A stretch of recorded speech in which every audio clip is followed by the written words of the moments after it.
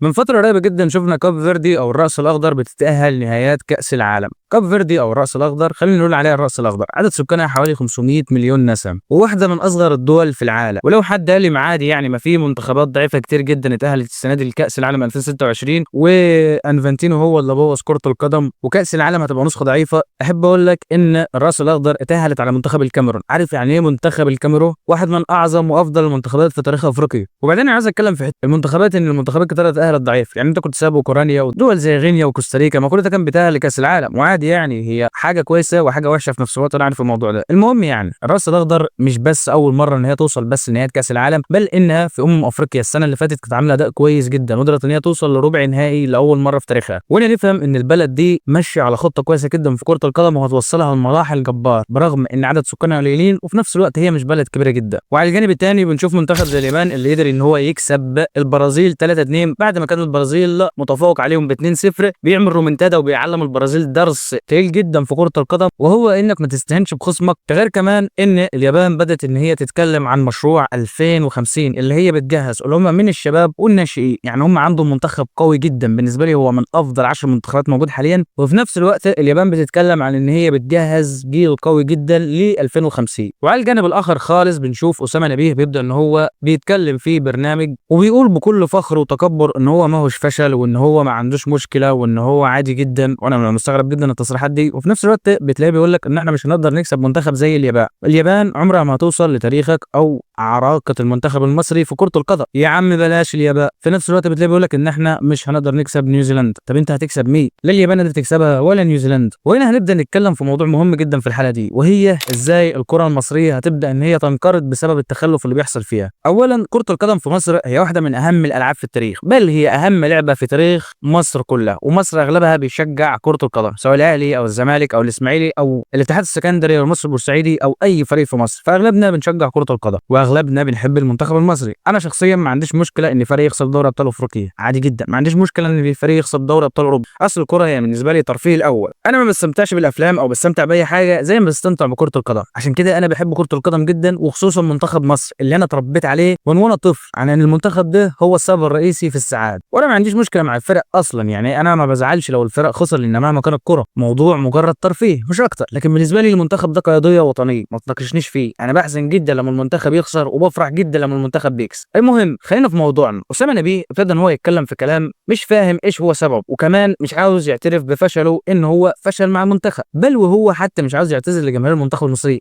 كأن الجماهير شغالة عند أسامة نبيه، وأنا ما عنديش مشكلة على فكرة مع أسامة نبيه، بس أنا عندي مشكلة في الجيل اللي جاي، أغلب الأجيال في مصر حاليًا بتتعرض لظلم كبير، سواء للواسطة أو سواء للمحسوبية أو سواء للنصب اللي بيحصل في مصر، بحيث إن أغلب اختيارات المدرب باينة إن هي فيها لعب، ومش معقول إن لعيبة بتلعب في ليفربول وأرسنال وأندية كتير في أوروبا رفض إن هو يضمها وضم لعيبة تانية بتلعب في الدوري المحلي، يا ريتها لعيبة بتلعب في الدوري المحلي، ده عدد كبير جدًا من لعيبة الاتحاد السكندري، ومعلومة على جنب كده الاتحاد السكندري واحد من أحسن الأندية الناشئين في مصر كلها، ضم عدد قليل جدًا من فريق الاتحاد السكندري، وكمان ساب لعيبة وابتدى إن هو يصرح عليهم كلام مش كويس، واللعيبة دي مش لعيبة قليلة، لعيبة بتلعب في ليفربول، لعيبة بتلعب في أرسنال، على فكرة هي حتة مش ما بيلعب في ليفربول أو أرسنال، اللعيبة بتلعب كويس جدًا، لاعب زي عمرو خضرة ما بيلعبش مع أستون فيلا بقى له فترة كبيرة، أو هو أصلًا ما شفناش منه أي مستوى مع المنتخب، على عكس لعيبة زي كريم أحمد اللي هيقدروا يفيدوا المنتخب، ده غير كمان ان انت عارف ان موضوع الجنسيه ده او التجنيس مع المنتخبات بره موضوع سهل جدا، منتخب زي فرنسا لو طليت عليه هتلاقي اغلبه مجنسين، ده حتى انجلترا التجنيس بقى واضح فيها بشكل كبير جدا، وكمان المانيا، فممكن اللعيبه دي تبدا ان هي تفكر ان هي ما تمثلش المنتخب المصري، وعلى فكره في لعيبه كتيره جدا بترفض ان هي تمثل المنتخب المصري بسبب ان هم عارفين ان هم ممكن يتعرضوا للظلم، او اصلا المنتخب المصري مش هيوصلهم لحاجات كبيره جدا في كاس العالم او البطولات الثانيه، ده طبعا بسبب الفشل الكبير اللي بيمر بيه المنتخب المصري. طيب هل الفشل ده بسبب عدم التوفيق زي ما بيقول كابتن أسامة نبيه؟ لا،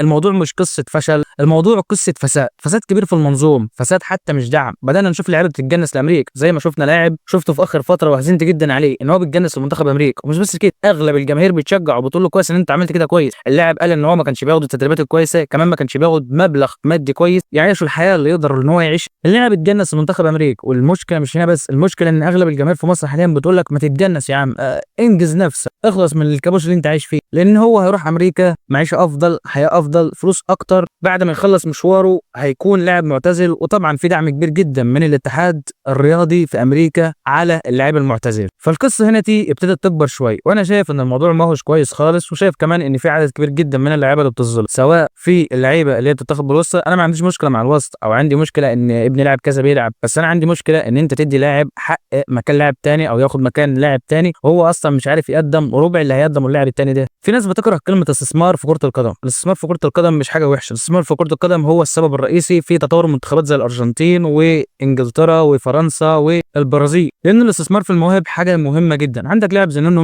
مندش اللي حرفيا ما حدش يقدر يقول له تلت تلاته كان دلوقتي. اي مهاجم في العالم او اي جناح بيجي قدام نونو مندش ما بيكونش موجود. ومش لعيبه قليله، لعيبه زي لامين يامال وصلاح بنلاقيهم ما بيقدرش يعملوا حاجه قدام نونو مندش، اللاعب المتكامل هجوميا وكمان دفاعيا، ودي حاجه ما شفناهاش بقالنا سنين كتير. اللاعب ده اصلا كان مكتشف عن طريق كشافه في البرتغال، اكتشفه بالصدفه وهو ماشي في احدى الشوارع، وفضل يركض وراه لحد ما اقنعه ان هو يبدا يمارس لعب كره القدم على مستوى اكاديمي. نونو مندش حاليا هو افضل باك في العالم. فانا نفهم ان الاستثمار في المواهب ما هيش حاجه وحشه، وبالعكس يعني انت مثلا عندك فلوس اقدر تستثمر في المواهب، مش لازم ابنك يبقى لاعب كوره. يعني لو ابنك بيعرف يلعب كوره يلعب، بس لو ما بيعرفش ما تظلمش حد عشان خاطر ان هو يلعب مكان. مع الوقت هنبدا نلاقي شح في المواهب، وانا كلمه شح في المواهب في مصر دي انا مستغربها. احنا 100 مليون مصري، اكيد عندنا مواهب كتيره جدا. يعني الرأس الاخضر او اليابان عندها مواهب اكتر مننا؟ ما هو شيء مش معقول. احنا تاريخنا قد البلاد دي بكتير وسابقينهم بسنين كتاريخيه، لكن هم حاليا هم اللي سابقين. الحياه علمتنا ان اللي بيجتهد هو اللي بينجح، واللي ما بيجتهدش هو اللي بيفشل. وعلى الحال اللي احنا ماشيين ده فيه لعب كره القدم في مصر تبدا تختفي، بحيث ان احنا بدانا نفكر في الفلوس اكتر ما نفكر في الموهبه. على فكره انت لو فكرت في الموهبه دي بعد كده هتدخلك اضعاف الفلوس اللي انت فكرت فيها. فبدل ما نقعد نستغل في اللعيبه ونقول ان اللاعب ده مش كويس واللاعب ده فيه كذا واللاعب ده احسن عشان خاطر فيه فلوس داخله من ناحيته، الانديه طلبت لاعبتها. الانديه في التوقيت ده بتكلم على عمر ده، احنا بنعمل احيانا ماتشات وتبيع ماشي الانديه طلبت لعيبه. يعني انا هلعب بعمر خضر وانا العب تنس؟ لا، ما مش فاهم انا. ما فيش مجموعه ثانيه من اللعيبه انت اجيب مين بقى؟ والدوري الشباب بدا يشتغل يعني في التوقيت دوت الموضوع اتقفل. دوري الشباب بدا، فانت وبعدين هجيب بقى انا لعيبه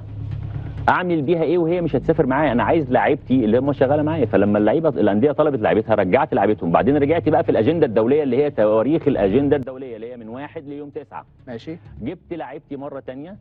ان ده هيوصلنا لحاجه صدقني ادينا بنشوف. وعلى فكره المنتخب الموجود حاليا هيبدا ان هو بعد كاس العالم هتلاقي لعيبه كتيره جدا ابتدت ان هي تعتزل بسبب كبر السن، واللي احنا شايفينه ان الجيل الجاي ده هو كارثه لكره القدم المصريه. مش بعيد اللي احنا بنشوفه ده، مصر ما تتاهلش اصلا لنهايه كاس افريقيا ولا تتاهل حتى نهايه كاس العالم، ونصبح زينا زي اي دوله مهمشه في كره القدم. فاتمنى ان الحته دي تتعالج شويه وبس. ودي كانت نهاية الحلقة. لو شايف ان في موضوع تاني نقدر نتكلم فيه في الحلقة يبقى قول لنا عليه، وما تنساش تدوس لايك واشتراك وسلام.